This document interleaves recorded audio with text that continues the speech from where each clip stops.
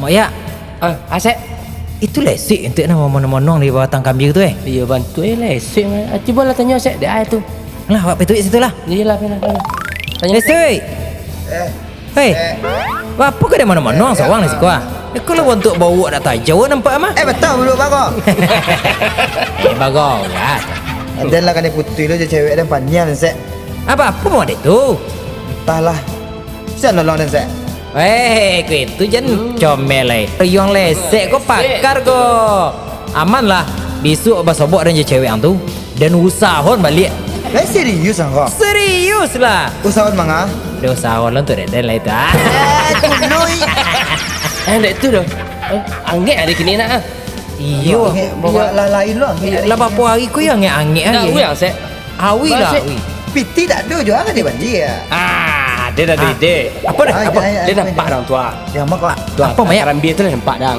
Oh, batang Arabia tu dah nampak dia ni. Iya buah dah nampak dang tu. Iyo buah lobek ni mo ya. Buah. Iya itu makasih.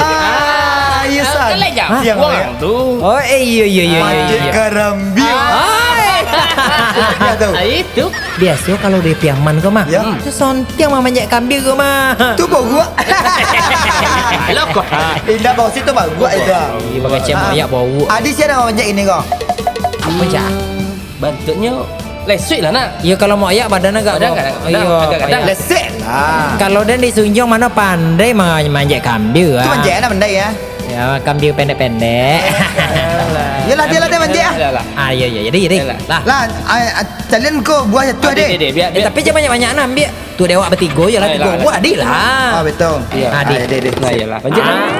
Lah, ai tong lah.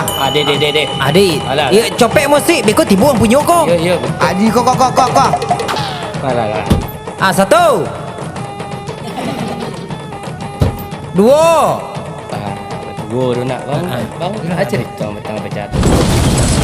Tiga. Ya. Nanti kau gak godang bunyi nek mah. Itulah dia. Dia penasaran lek. Aduh sakit aduh. Dah tibu ya lesik di bawah. Ayang dang. Angkat tiga orang hitung je dah ladan je tu mak. Alah. Okey. Ayolah, angkat. Ayolah, angkat. Alah. Ande. Wah, gila orang biar. Sihat. Oh ya, lari ya. Woi. Aja tu dia. Bangun tiga dan gua. Pandai langsung. Pandai kabur. Bande.